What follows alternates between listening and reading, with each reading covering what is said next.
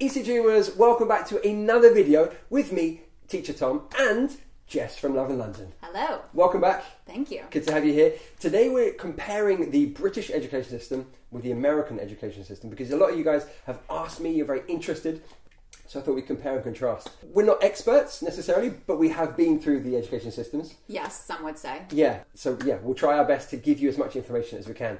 So first of all, my question to you is, what age do you start school in America? So everybody starts at 5, and that's kindergarten. That's the first official grade. Mm-hmm. But also most kids will be put into preschool, which is when you're 3 and 4. But that's usually not public. That's usually paid for by your parents. Okay, cool. Yeah, and we start, between 4 and 5 here. And we have, nursery beforehand. Oh, so when I was in school, elementary started around 9, and then middle school and high school, and we'll get into that in a bit, started earlier and earlier. So high school, there was one year where I had to be at school for 7:30.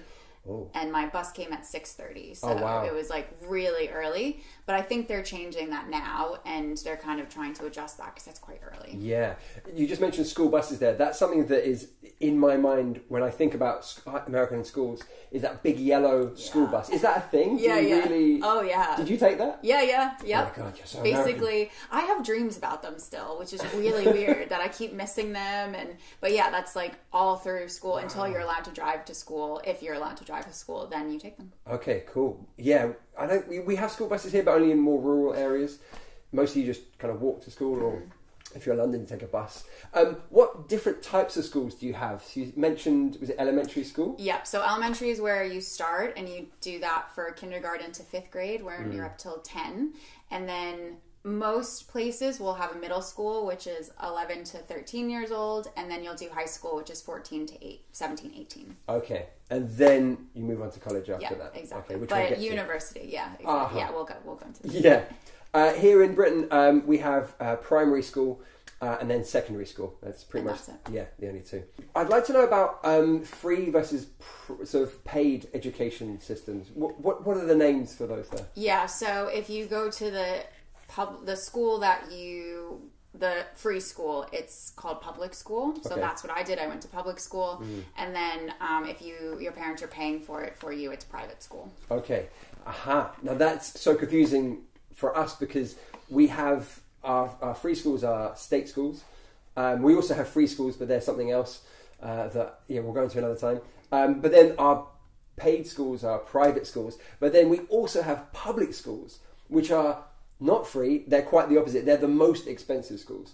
So we have things like Eton and Harrow. I think Prince William and Prince Harry went to Eton, which is a public school. So it sounds like it should be free, but it's the opposite. It confuses me every time I hear it because I don't understand why you would call it public when it is completely the opposite of that. Yeah, completely. At school, do you have to wear uniforms? Is that a thing in the States? Mostly if you go to public school, so free school, you don't. I never wore uniforms when I went to school. If you go to a private school, generally they do because a lot of private schools are Catholic schools or based on some kind of religion. But yeah, when I was growing up, all the private schools around me, they all wore uniforms. Okay. In a lot of the American TV shows I've seen, there are kind of like groups of people and you've got like the geeks and the jocks. Oh, the jocks! Yeah. Can you explain to us like what the group? Because I was thinking about like there are sort of unwritten rules for uniforms, right? Like if you're a jock, if you're a goth, if you're something else, a geek, you have to wear certain types of clothes. But is that a thing in the States where you have like these groups of kids? Yeah, it is. It's not like how it is in the films. It's definitely, at least where I went to school, I felt like that was quite over dramatized, but sports is a really, really big thing in most, especially public schools, especially for boys in public schools. And then there's a lot of like camaraderie around the American football team, some of the other teams, especially if they're really good. So I would say like the sports, the jocks are, which no one actually calls them the jocks when you're in school.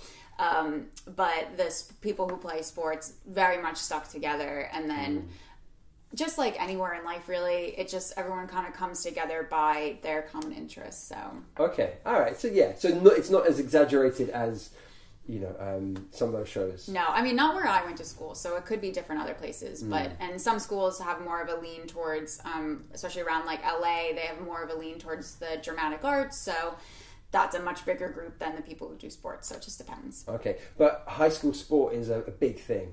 Yes, yeah, really big thing. Yeah, there's even a TV show on Netflix, but it's all about like the American football teams of high schools, and they kind of follow the trials and tribulations of each team. But so it sounds like it's like a big thing. There's like bands and cheerleaders and yeah. I mean, and they usually, American football is the biggest team. It depends on the school, because some schools have better soccer teams. It feels weird for me even to say soccer.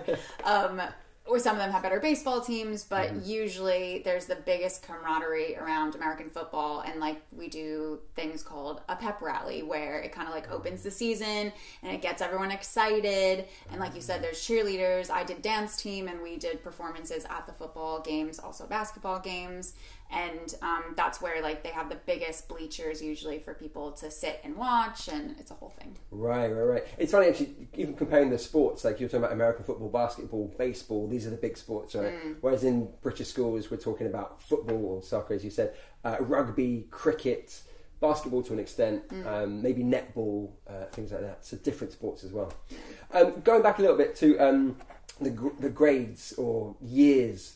So you call them grades, right? So yes. When you enter school, how does it work? Yeah, so kindergarten is the first one, like we spoke about before, and that's when you're 5. And then the next one, when you're 6, is first grade, and then it just keeps going up to 12th grade.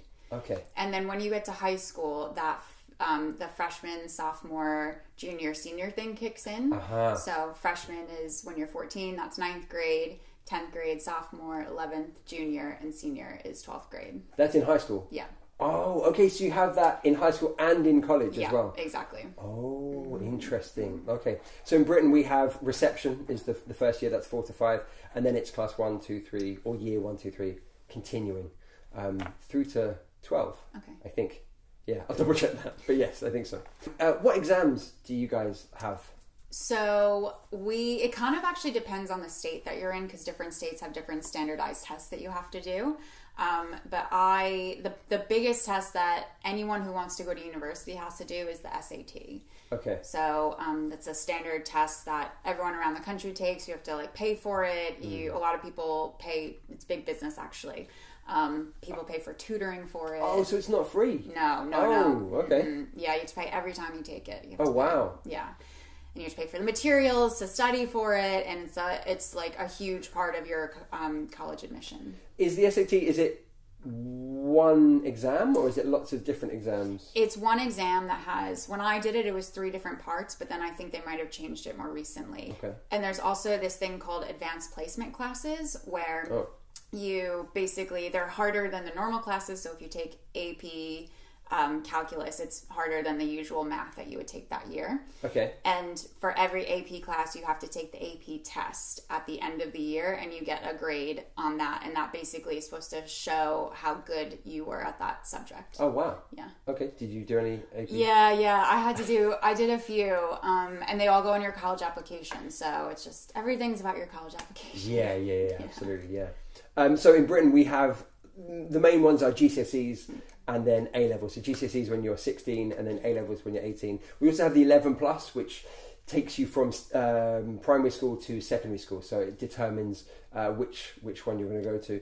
But it depends on the area that you live in. There's different types of schools that we have. But okay, cool. But your A-levels are not, you only do those if you go to college, right? Yeah, so A-levels get you into university, yeah. Okay. So you have to do A-levels to go to university. Okay. So GCSEs, there's a sort of broader selection. You can do, I think it's up to 9, 10, I think, depends on the individual. And then A-levels, I did 3 A-levels, but I think now there are more. I think you can take 5. Again, I've got a video that goes into this in more depth, so we'll check that out. But yeah, you take, you kind of, as you get older and older, you kind of get more specific, right? Okay. Which I'm sure is the same in the States, where you kind of start from 9 down to 4, and then obviously at university you do 1 main subject. So, what age can you leave school in the States? You have to go up to 18, well, 17, 18. You have to complete 12th grade. You technically can drop out. but you really like want to keep going because your prospects of jobs are really hard if you haven't graduated high school. Yeah. So in Britain, it used to be that you could leave at 16 and just do whatever you want. Now, if you leave at 16, you have to either do some kind of part-time work and some education alongside, or you have to do some like vocational training. Okay. And then until you're 18, and then you can do whatever you want. Or a lot of people stay till they're 18. They do their A-levels and then they leave at 18 to do whatever they want. So you have that choice. And there is that moment when you hit 16 when you're like, oh my goodness, like I could leave school. It's a really exciting moment. Yeah. And generally a lot of people continue. But and that's when you would go on to college, the UK college, not US. UK college. Yeah. So exactly. So when you're 16 and you want to continue education, you go to either sixth form college. Which could be in the school or it could be a separate entity. So I left my school, my secondary school, and I went to a separate college. Yeah, but it's still for 16 to 18 year olds. Okay. Different from the American college. Let's get on to the American college. So in Britain we have university and in the States you have colleges. Mm-hmm. So what's the college system like? Yeah, so it's really competitive and it's very, I think an interesting thing is that people's identities are very much tied up, or generally speaking, can very much be tied up into which university you go to. So there's a lot of things like my parents went to this school and that's where I want to go because I want to continue my I think the phrase is alma mater. So because of that, it's very competitive. It's also really expensive, really, really expensive. Yeah. You hear about parents sort of saving up for years and they've got like a college fund for their kids so that they can go on to college. So why is college so expensive? Is it because it's a business? Is that? Yeah, I think so. So there's a lot of universities and colleges that are not run by the state, by the government, but there's also a lot that are, and those ones are generally cheaper, especially if you're from that state. So if I had gone to school at one of the state schools in New York, it would have been a lot cheaper than the one that I ended up going to, but I had a great experience. But yeah, I think it's the demand is there. Also, I've never been to a university here, but I think they're huge campuses. It's a lot of where they do a lot of research for the U.S. there. Okay. So that's part of it. You also get a lot of like amenities, like your housing, gym. They feed you, like depending on the school, very good food or maybe not good. And there's a lot of different programs and things. It's actually like quite a lot of opportunity, but it makes it very expensive. Okay. Speaking of housing, sorority houses and what's the male one? Fraternity. Fraternity houses. Explain just quickly that system to us. Yeah. Because that's very alien. Oh, yeah. So sororities and fraternities are basically what's called Greek life. And I never did like a traditional one. So I don't know the full story of how it all really goes down. But sororities are for women and fraternities are for men. And it's supposed to be that it's like these people become like your social circle. And some people would say that you kind of like pay for friends. It depends on who you ask. It can be very divisive. People who are in Greek life are very about Greek life, and then people who aren't can be very like, what's the point? Yeah. So, it's quite interesting. And then sometimes you'll end up living in the dedicated house for that sorority or fraternity, and then sometimes you don't. It just depends. Okay. My only reference is Animal House, the film Animal House, which is a very exaggerated version, but it seems to me that they're very tight knit, right? You can find a sort of a family, as it were, very very easily. So. Another term that I've heard is Ivy League schools. What's an Ivy League school? Yeah, so it's basically the simple answer of it is it's a group of schools in the U.S. that are considered like the most elite schools, the hardest to get into. I think there's some kind of classification that makes them Ivy League. I'm not sure exactly, but it's been around for a very, very long time. So there is a status thing to say that you go to an Ivy League school or that your kid goes there because it means that they're smart enough to get into it, which is hard. And it also means that you have a lot of money to pay for it. So. Right. In Britain, we have something called red brick universities, which it's a group of universities that are considered to be high achieving. things like Manchester, I think, and Leeds are considered to be these kind of revered schools or revered universities. So yeah, kind of that same kind of thing. If someone goes to a Red Brick, it's like, oh, okay. Like, are they more expensive though? No, I don't think so. Okay. So fees here. So when I studied, it was £1,000 a year to study, which was seen at the time to be like, you know, really controversial, because when my sister went, it was free. And then, you know, in the sort of like 2000s, they made them, you had to pay at least £1,000.